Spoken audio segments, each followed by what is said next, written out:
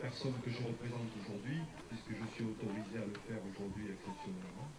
Le président du Conseil général, qui, vous en doutez bien, au week-end du mois de juin, a de multiples manifestations, et Martine Faure, qui est retenue par des remises de médailles de fidélité communale. Je veux dire également que j'ai hésité un peu avant de venir participer à cette inauguration, parce que je me dis, il y a un principe qui est bien connu de tout le monde, et que vous savez tous, nul n'est prophète en son pays. On est beaucoup plus reconnu dans les pays voisins que dans le nôtre. Et j'espère que cette philosophie générale, et qui est une philosophie qui pour ma part pèse sur 63 ans de présence ici, ne me conduira pas un jour à me détourner de l'endroit où j'ai grandi, où j'ai vécu, où j'ai aimé vivre et où j'ai aimé partager avec les autres un certain nombre de valeurs.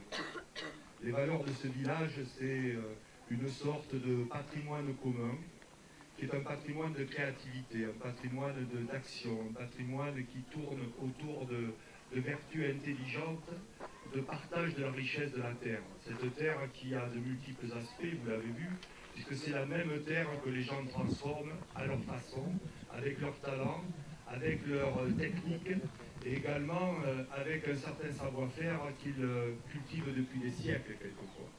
Cette manifestation est incluse dans les scènes d'été, puisque le Conseil général participe à hauteur de 14 000 €. C'est le principal financeur de l'opération d'ailleurs.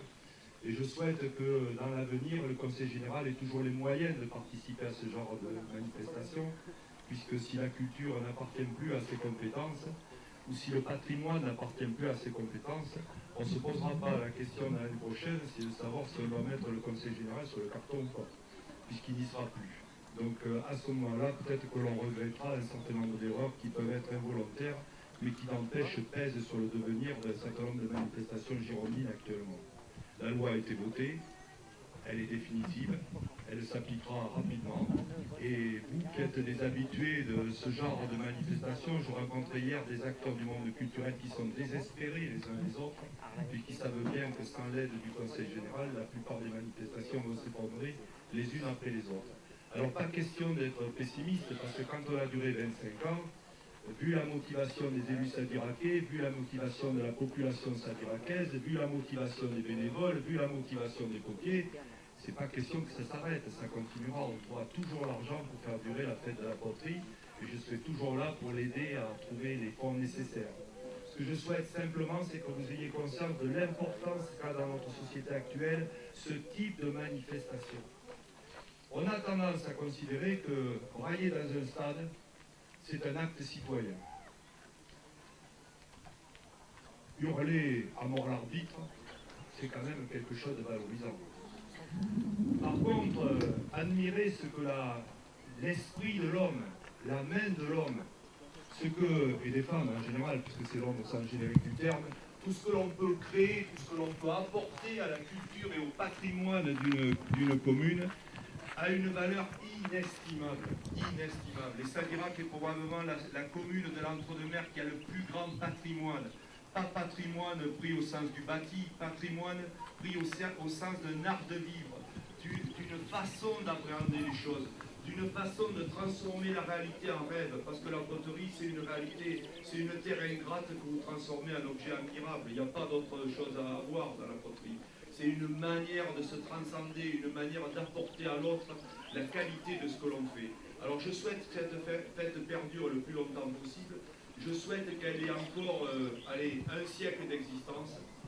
Et comme tous les élus sont des gens de parole lorsqu'ils s'engagent vis-à-vis des électeurs, je prends un engagement. Je serai là pour fêter le siècle d'existence de la fête de la poterie. Ça me fera... on va dire, allez, on va être clair, ça ne me fera que 146 ans, mais vous savez que l'espérance de vie arrive, que je vous coûterai cher en retraite, mais vu les modifications qu'a prévu le gouvernement, je suis sûr que vous pouvez tous me la payer. Alors, belle et heureuse journée.